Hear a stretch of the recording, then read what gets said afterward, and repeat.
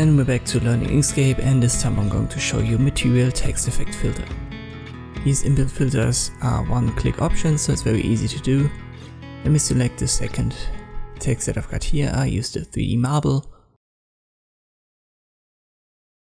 They're all in the same folder, so filters, materials, all of them can be applied with a one-click option.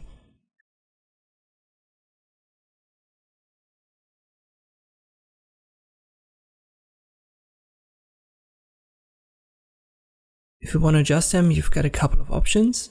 So the first, you've already seen that when you move it around, the filter is reapplied a little bit. The second option is, let me select the one below, and then press Ctrl D. It intensifies the effect if you layer copies of it on top of one another. Let me select this one, and you can also use the image effects Sharpen More to adjust it. As you can see, these one-click options are easy to do, but if you want to adjust them, you can only do these minor adjustments.